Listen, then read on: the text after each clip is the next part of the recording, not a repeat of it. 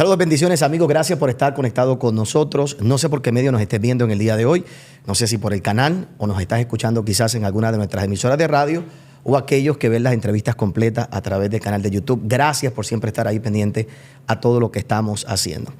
Hoy tenemos una invitada que probablemente muchos de ustedes conocen y es una de las personas que más nos insistió el equipo aquí que trajéramos, que pudiéramos hacer los arreglos, y le agradecemos a ella de que pudiera sacar este rato para estar aquí con nosotros y compartir alguna de sus ideas. Estoy seguro que tú la conoces, te la presento en un momento.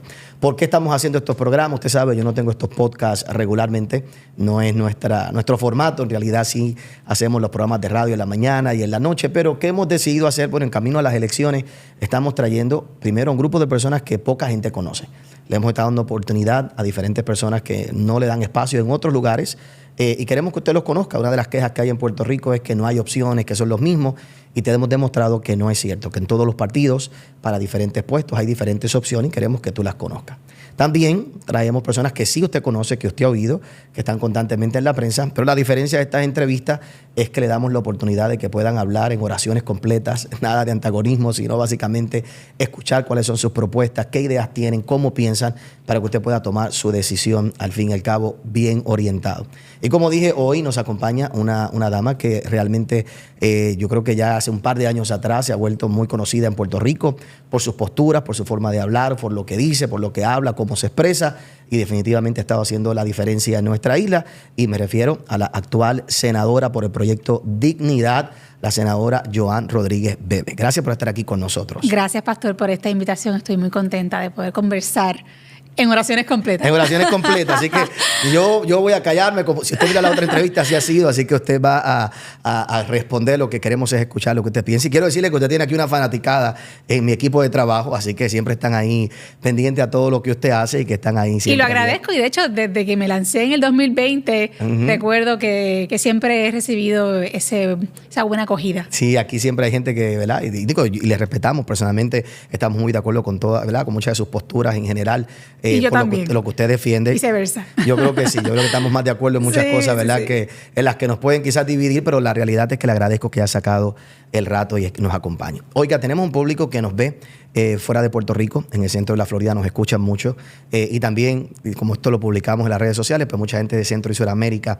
Y para ese grupo de personas, en cuestión de 2-3 minutos, ¿quién es la senadora Joan? ¿De dónde sale, verdad? ¿Cómo llega a donde está en el día de hoy? Bueno, aparecí en el ruedo político en el 2020, haciendo una campaña fugaz realmente para la candidatura del Senado por acumulación por Proyecto Dignidad. Antes de ese momento era básicamente una ama de casa con 2 niños pequeños que actualmente tienen 10 y 8 años respectivamente, un varón y una niña, y que son realmente el centro y el motor de mi vida.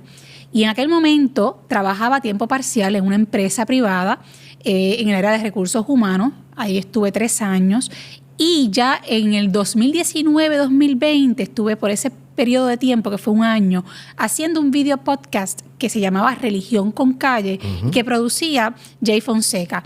Ese espacio me dio la oportunidad de no solamente abordar en la esfera pública diferentes temas de interés para el sector conservador, porque estaba dirigido principalmente a ese público, pero realmente a toda persona con sentido común también. Y a raíz de ese espacio tuve la oportunidad de entrevistar a algunos de los miembros fundadores de Proyecto Dignidad, y es así que conecto con la gente del partido, y ahí surgieron conversaciones sobre la posibilidad de una candidatura. Y tengo que decir, en poco tiempo, pues de la noche a la mañana, básicamente dije, caramba, voy a decir que sí. Voy a decir que sí. Lo pensé, lo analicé en poco tiempo y tomé la decisión. Siempre me ha gustado la discusión política con la P mayúscula. O sea, la discusión del quehacer de la cosa pública, cómo administrar el gobierno, cómo dirigir un país hacia una meta común. Así que siempre estuve interesada. De hecho, estudié Ciencias Políticas en la Universidad de Puerto Rico antes de estudiar Derecho y antes de mi maestría en Derecho Canónico. Así que siempre estuve merodeando esos temas, escribía en el periódico por muchos años, columnas de opinión, también sobre temas políticos y temas religiosos. Y bueno, a fin de cuentas, cuando se dieron esas conversaciones, pues me lancé, me atreví. Dije, sí, lo voy a hacer porque entiendo que hace falta. ¿Eso fue hace cuántos años? Que se lanzó. Bueno, eso fue ahora en el 2020. 2020 fue que la Primera candidatura vez. como tal, la primera vez. Primera vez.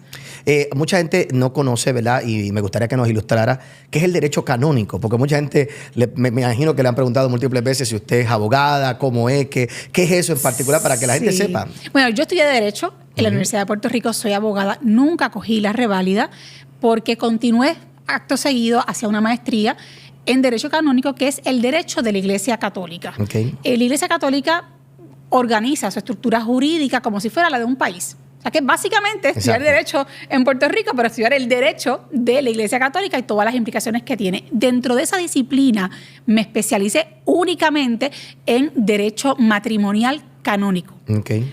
Porque obviamente está el derecho penal canónico, el derecho administrativo canónico, pero cuando estuve trabajando también en tribunales eclesiásticos, me especialicé en esa disciplina, en esa área. ¿Para qué? Porque en la Iglesia Católica existen los procesos de nulidad matrimonial, que son personas que se casaron de forma canónica por la Iglesia, que luego sufren un divorcio y quieren volver a restablecer su vida matrimonial a la luz de las normativas de la Iglesia Católica. Pero es muy interesante eso, porque mucha gente, yo lo he escuchado en la calle, gente que me han preguntado, pero ella es abogada, no es abogada, ¿verdad? Y nunca me atrevo yo a dar una contestación en el sentido de lo que es el derecho canónico, porque tampoco lo conozco tan bien, ¿verdad? Nunca he sido católico, así que no conozco todas esas ideas y esa forma, esa estructura, pero es muy interesante que la gente lo entienda. Es el equivalente a un LLM, a una maestría en Derecho. Muy interesante, Le pregunto las mismas preguntas que hemos hecho, ¿verdad? Y que han surgido con los diferentes personas que han participado aquí en estos días. ¿Por qué usted participar?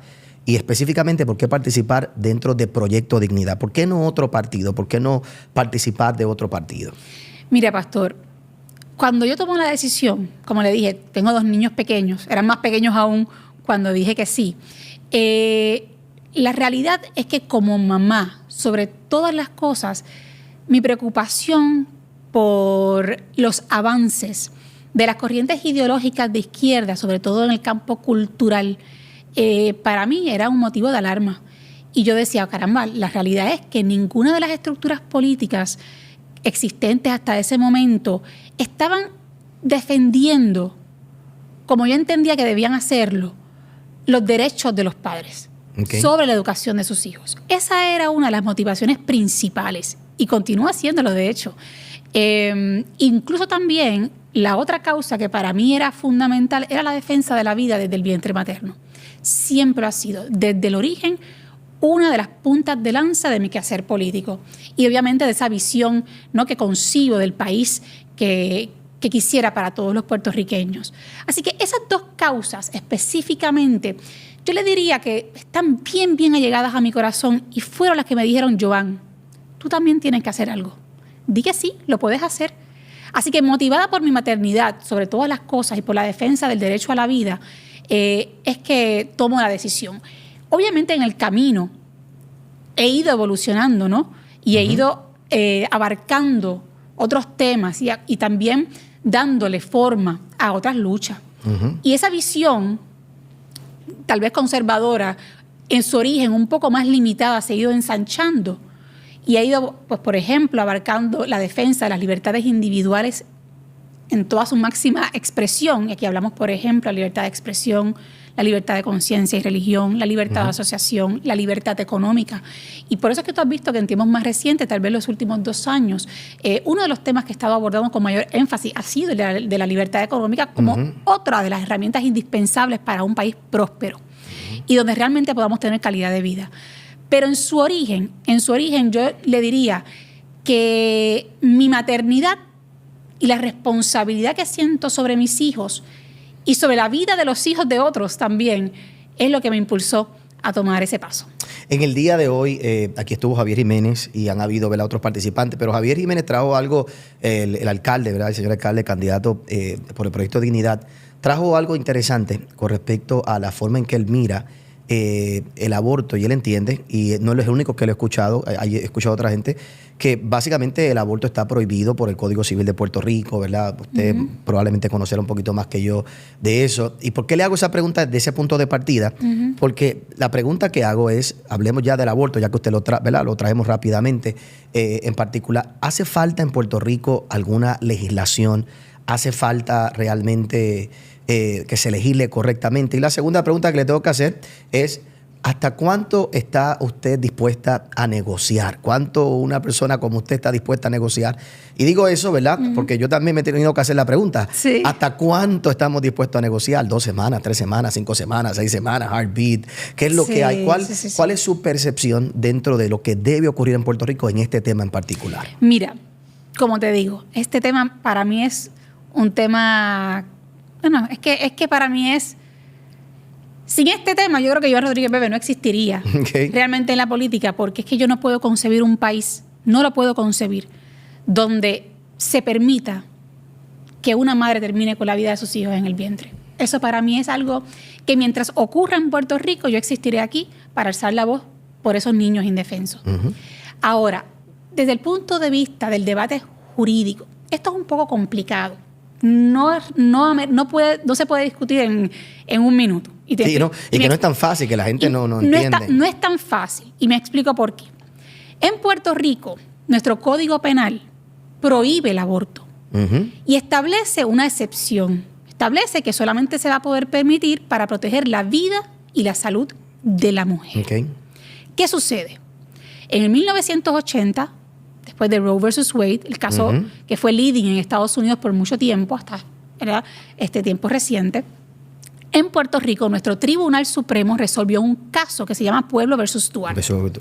En ese caso, el tribunal interpretó la excepción de nuestro Código Penal para determinar que esa excepción que dice salud y vida de la madre iba a implicar cualquier cosa. Y que, en otras palabras, una mujer de cualquier edad, en cualquier tiempo del embarazo y por cualquier razón, iba a poder abortar siempre y cuando se entendiese que eso era para proteger la vida y la salud. Pero vida y salud no se limitaba a que la mujer tuviese un peligro de vida o muerte, es que eso podía implicar, por ejemplo, su salud económica, su estado anímico, su estado emocional, la interrupción de sus planes de vida, es decir, cualquier cosa. Y esa es la normativa que ha imperado en Puerto Rico hasta este momento. ¿Qué es lo que sucede? O sea, que básicamente, si entiendo bien, en Puerto Rico usted puede abortar por cualquier razón, la que a usted se le ocurra. En Puerto Rico eso ha sido así, pastor, desde el 1980. Trágicamente, hemos sido históricamente una de las jurisdicciones en Estados Unidos más laxas, más permisivas en materia de aborto. ¿Qué sucede? Cuando se revoca Roe versus Wade, con el caso de Dobbs, lo que algunos han planteado aquí, desde el punto de vista legal, es que el caso de Puerto Rico, Pueblo versus Duarte, se revoca automáticamente. Se deja sin efecto. Exacto. Esa es una interpretación legal. Pero ¿qué es lo que pasa? Que hay otras interpretaciones legales que plantean lo contrario. Para poder dilucidar esa controversia legal de si en efecto se revocó o no se revocó esa decisión de nuestro Tribunal Supremo, tendría que ocurrir por lo menos una de dos cosas. Ya sea que un secretario de Justicia haga una interpretación distinta sobre nuestro Estado de Derecho, cosa que no ha ocurrido. Y en efecto, lo que sí ha ocurrido es que el secretario de Justicia actual ha afirmado lo que le estoy explicando, es decir, la vigencia de la interpretación del tribunal, o sea, que no la cambió. O lo otro que tendría que ocurrir es que llegue un caso al Tribunal Supremo de Puerto Rico, que tengamos una mayoría conservadora, por decirlo así, y que esa mayoría entonces expresamente revoque a Pueblo versus Duarte. Cosa que tampoco ha ocurrido. ¿Cuándo van a ocurrir estas dos posibilidades? Pues no sabemos, pastor, pero mientras no ocurra ninguna de las dos, lo que sí ocurre en nuestro país es que día a día se abortan bebés inocentes en los vientres maternos. Por eso es que desde mi acción legislativa he presentado distintos proyectos para ir limitando la práctica del aborto. ¿Por qué? Yo creo en la protección de la vida desde la concepción. Eso no admite negociación alguna. Ahora, ¿qué pasa? Que en el terreno político, y sobre esto usted sabe, pastor, a veces el ideal, lo que queremos lograr, realmente no puede chocar con lo posible, con lo que podemos y con lo que podemos alcanzar de inmediato. Una cosa es lo que queremos en el ideal lograr a largo plazo o en un momento dado, y otra cosa es lo que es posible lograr en este momento. ¿Y qué es lo que pasa? Que en Puerto Rico, lamentablemente, la mayoría legislativa, dominada por el Partido Popular y por el Partido PNP, no han tenido la voluntad de aprobar proyectos de ley para proteger la vida desde la concepción. Cosa que pudiéramos hacer hoy día, porque Puerto Rico tiene plena facultad para legislar en esa dirección. Que antes realmente no podía, como estaba Roe versus Wade. Exactamente, pero ahora sí podemos, pastor. Ahora, ¿qué es lo que pasa? Imagínese usted, yo presenté este cuatrenio un proyecto para al menos, mire cómo se lo estoy diciendo, al menos proteger la vida ya en la etapa de la viabilidad, cuando el bebé puede sobrevivir fuera del vientre. Y ni siquiera ese proyecto fue aprobado por los dos cuerpos legislativos, fue aprobado en el Senado, pero no en la Cámara. Porque no hubo voluntad política. Y esa ha sido la tragedia en Puerto Rico de nuestra clase política, que en su mayoría ha detenido distintos intentos, no solamente este cuatrenio, también en anteriores, cuando ni siquiera yo estaba. Los ha detenido porque sencillamente no quieren tocar el asunto. ¿Qué es lo que yo he estado haciendo? Y aquí aprovecho su pregunta sobre la negociación.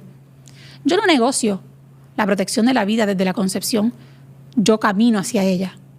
Yo doy pasos afirmativos para llegar a ese punto.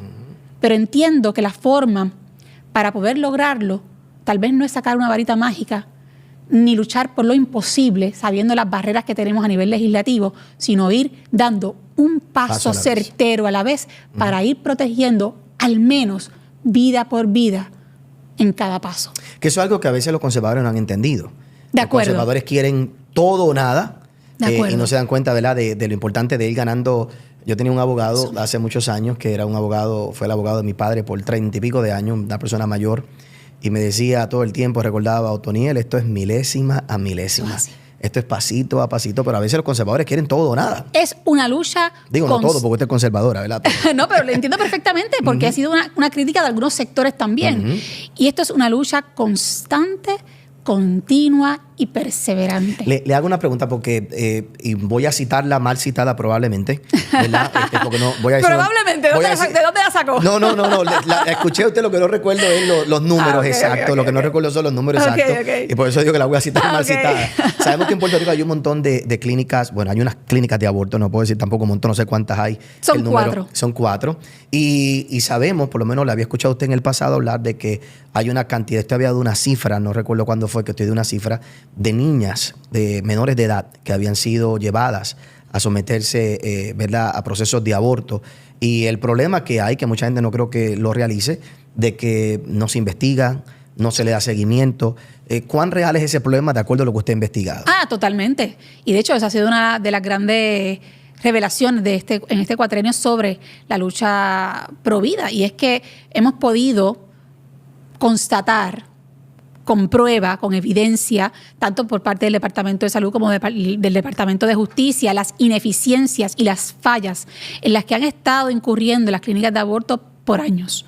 Nosotros pedimos información de los pasados 5 años, pero podemos especular que estas mismas fallas han ocurrido desde años anteriores. Y en el caso específico de las menores de edad, y me voy a situar específicamente las de 15 años o menos, y voy a explicar por qué. Porque nuestro Código Penal establece que una menor de 15 años o menos no puede consentir el acto sexual y, por lo tanto, si una menor de 15 años o menos está embarazada, ese embarazo constituye en sí mismo una sospecha de agresión sexual que debe ser investigada. Mire, pastor, por años las clínicas de aborto no refirieron los casos de estas menores de 15 años o menos que ni siquiera guían. Alguien tuvo que llevarlas a las clínicas.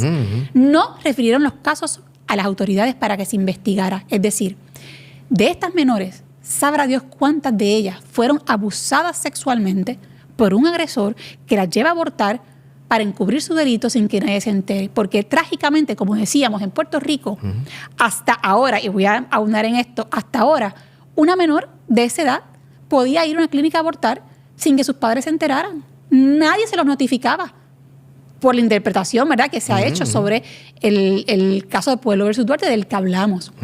Y fíjese, yo presenté un proyecto precisamente para regular esto, para exigir el consentimiento parental, no porque yo esté de acuerdo con el aborto, es que por lo menos y al menos es una forma de ir estableciendo restricciones y que no sea ilimitado.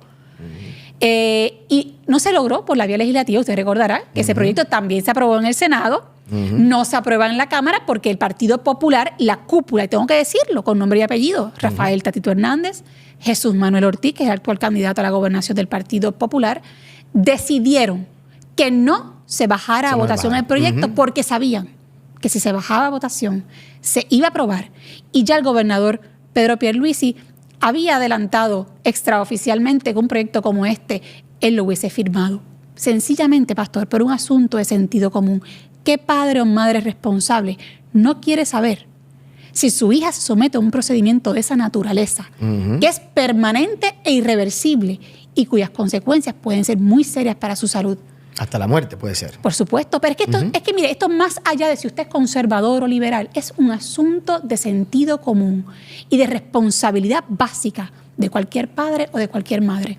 Bueno, pues la historia fue que no lo aprobaron en la legislatura, así que me fui por la vía administrativa, conversé con el gobernador de Puerto Rico y con el secretario de Salud y se logró una enmienda al reglamento del Departamento de Salud que rige a esas clínicas de aborto. ¿Para qué?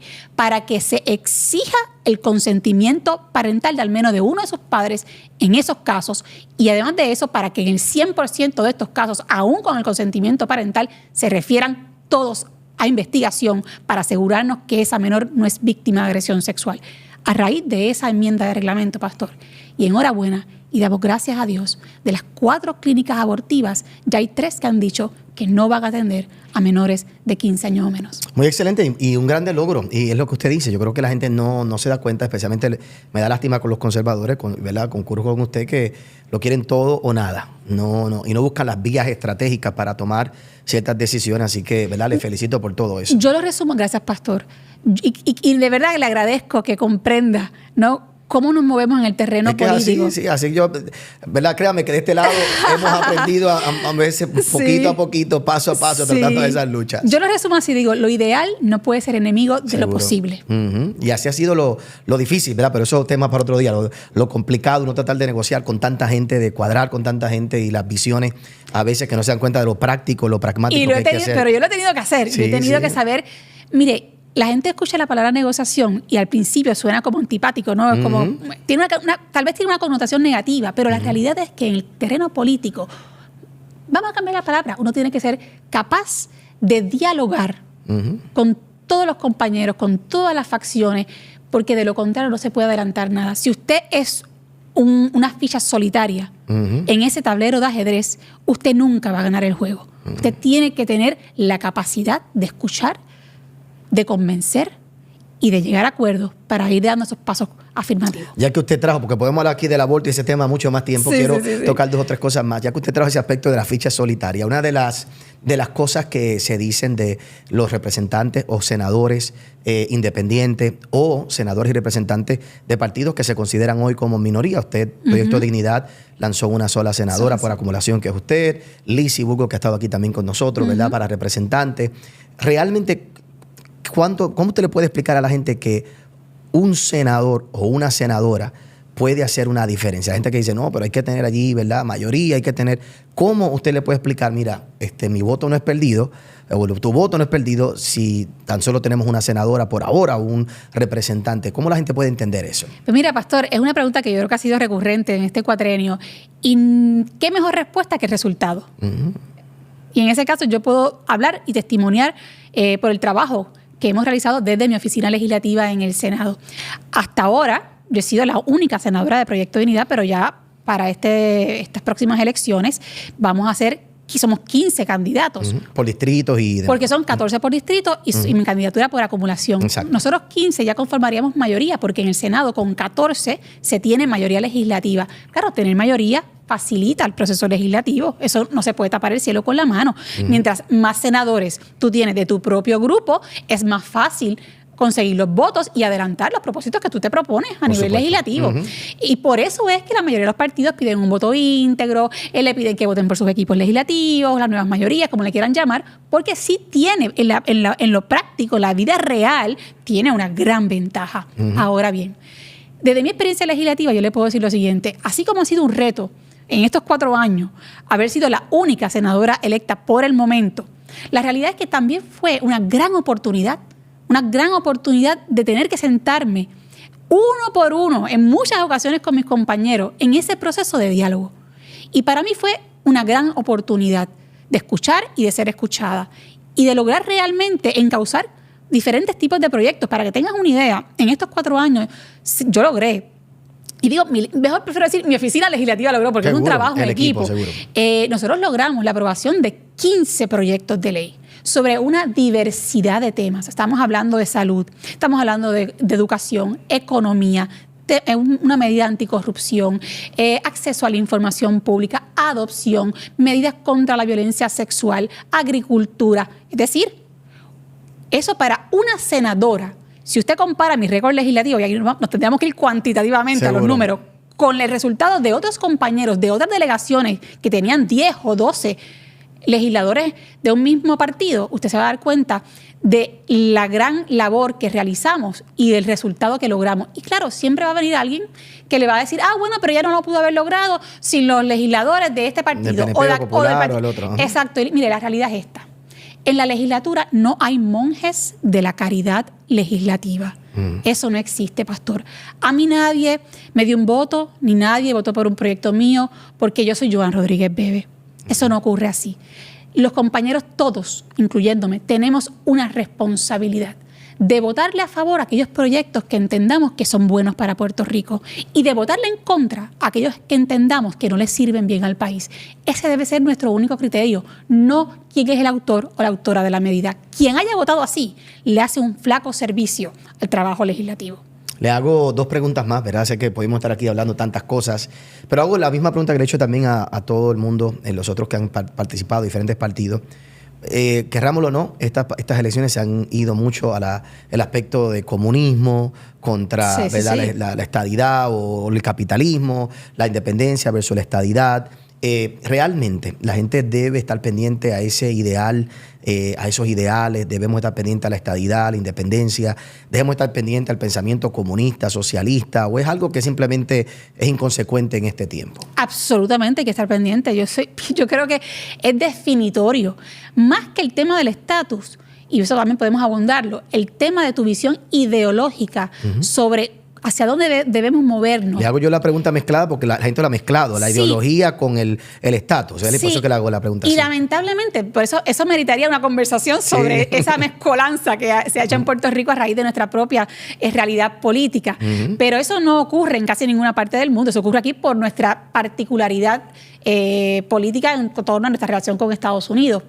La realidad es, pastor, que lo que usted pregunta es fundamental. Sí es importante. Y considero que es definitorio. ¿Por qué? Porque tu visión ideológica, no en tema del estatus, sino a nivel de tu visión económica, de tu visión social, de tu visión sobre el rol del Estado, va a definir la política pública que tú diseñes como político en el país. Así que definitivamente hay que ver esto. O sea, por ejemplo, si usted tiene una visión de izquierda en temas económicos, usted va a impulsar política pública, legislación que establezca una mayor intervención del gobierno en los asuntos de la esfera privada económica. Más regulación, más burocracia, más obstáculos para que la gente pueda emprender con libertad y ganarse el pan nuestro de cada día dignamente, sin obstáculos innecesarios del gobierno.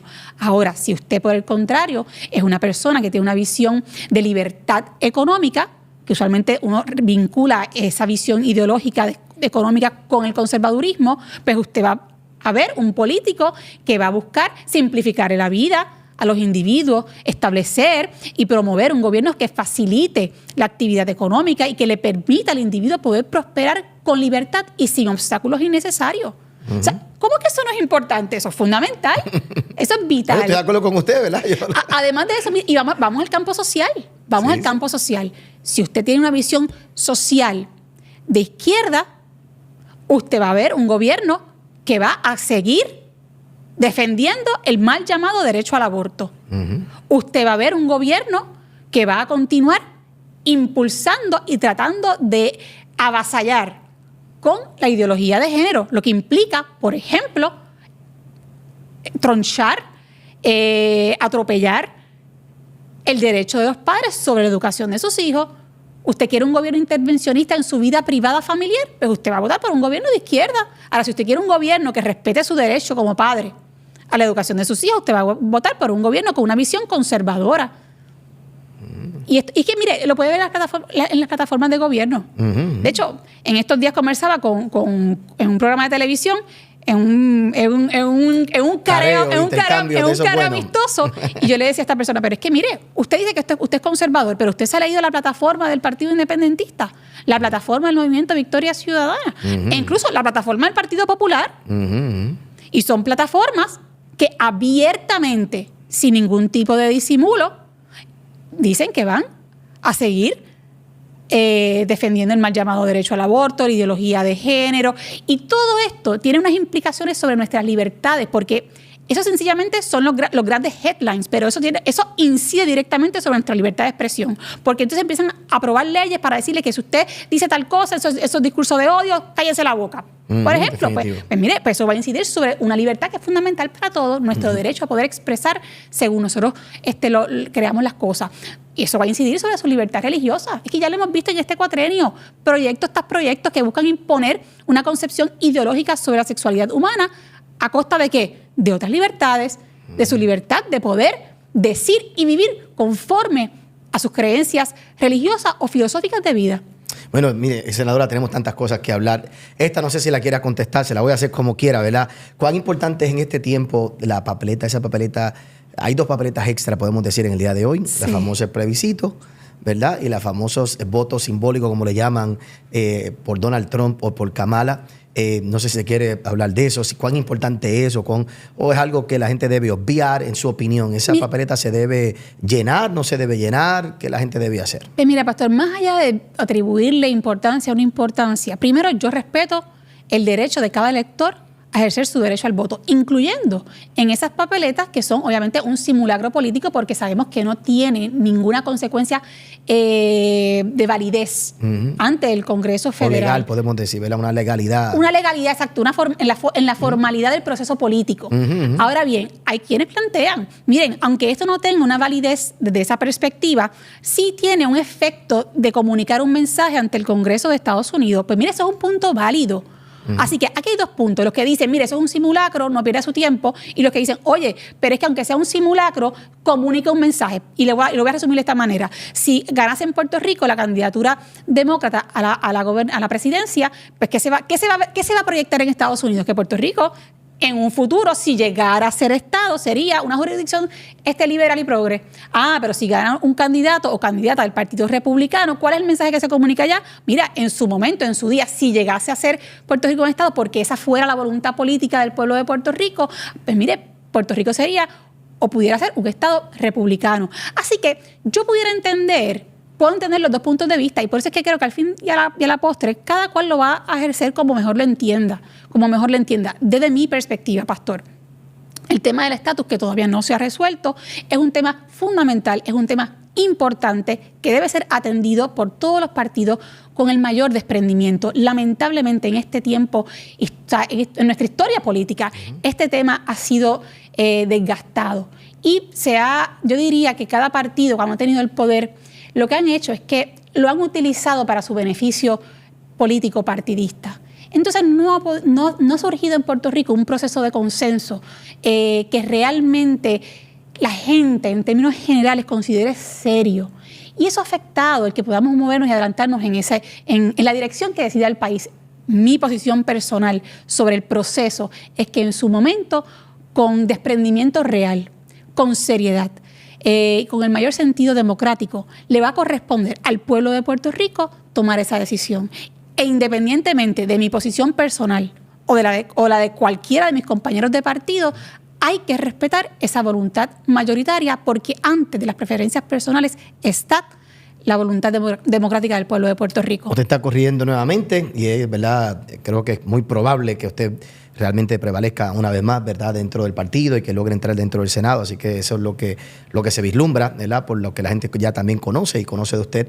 Pero en estos últimos minutos, ¿qué proyectos nuevos tiene Joan Bebe, ¿verdad?, que le ofrezca al país, que le diga, mire, pastor, la gente que me está viendo en el día de hoy me está escuchando, yo quiero trabajar en esto. Ya sabemos que usted es apasionada con el aborto, así que... Sí, eso va a continuar. Eso va a continuar como quiera, eso va a continuar. Y sabemos ya su postura, ¿verdad? Que esto es milésima, batalla tras batalla. Pero ¿qué otras cosas usted le puede decir? Mire, pastor, esto es lo que yo pienso, lo que yo creo que quiero lograr, me gustaría alcanzar en estos próximos 4 años. Bueno, de inmediato, lo primero que voy a hacer es darle continuidad a los proyectos que ya son ley.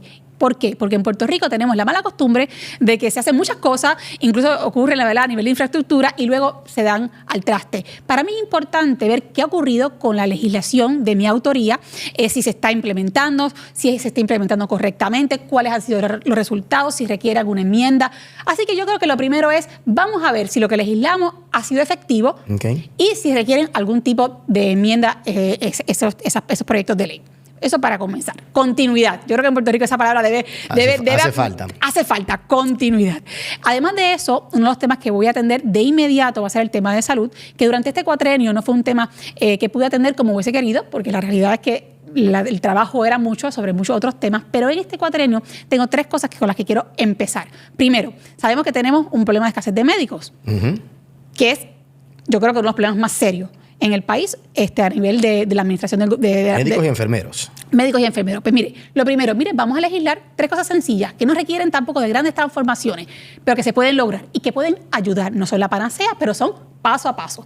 1, vamos a legislar para reconocer la reciprocidad de la licencia médica de los médicos en Estados Unidos, en cualquier estado, para que puedan practicar en Puerto Rico. Esto permitiría que distintos médicos de diferentes especialidades puedan venir a Puerto Rico, ya sea periódicamente, para ofrecer servicios. Segundo, eso no existe en el día de hoy. Eso no existe en el día de hoy. Lo segundo, pastor, hoy día los médicos cuando se gradúan tienen que esperar un promedio de 6 meses para que la Junta de Licenciamiento y Disciplina Médica le conceda la licencia. Usted me va a decir a mí, ¿qué usted va a hacer en esos 6 meses? O sea, usted se va del país, o usted parece que tiene que tener mucho chavo en la alcancía, pero con los préstamos estudiantiles encima, con todo encima. Pero pastor, la realidad es que el mismo país los está expulsando. Así que algo bien sencillo, enmendar esa ley. ¿Para qué? Para establecer un periodo fijo de concesión de esa licencia, no más de 60 días. Y lo tercero, flexibilizar la ley de trabajo de telemedicina, que ahora mismo tiene unas trabas y exige que el médico tenga que sacar una licencia en telemedicina para que entonces le puedan dar la licencia para poder...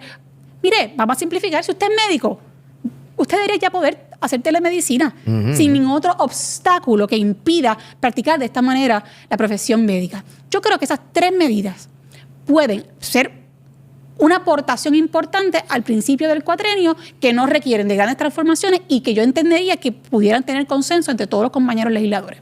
Senadora, le agradezco. Yo sé que puedo hablar con usted un montón de tiempo. Un montón más. Y podemos seguir hablando de tantas otras cosas, pero me gustaría también que la gente me explicara, los demás también han explicado, cómo la gente puede votar por usted. Yo sé que va a pedirle voto íntegro y que voten bajo Proyecto de Dignidad, pero también sabemos que es una realidad en Puerto Rico que la gente vota, ¿verdad?, por candidatura. ¿Cómo la gente no daña la papeleta y vota por usted si quieren votar por usted? Bueno, primero que todo, importante, por el Senado por acumulación, que es mi candidatura, yo aparezco en todas las papeletas de todos los pueblos. Lo importante es que la persona sepa que solamente puede votar por un senador por acumulación, una sola persona. Es decir, si usted va a votar por mí, no puede votar por más nadie al Senado por acumulación. Lo segundo, aparte del voto mixto, el voto íntegro, debo decir, que todo el mundo sabe cómo es, ¿verdad? Una X debajo de la insignia de tu partido y ya está. Hay 2 formas más de votar. Voto mixto, que lo que tiene que hacer el elector es votar, hacer una X debajo de la insignia de su partido, el que sea, y luego va a la columna de Proyecto de Dignidad, me busca a mí en el número 10, aparece mi foto y hace una X al lado de mi foto, en el encasillado. O sea, eso es fácil, debajo del partido y al lado mío.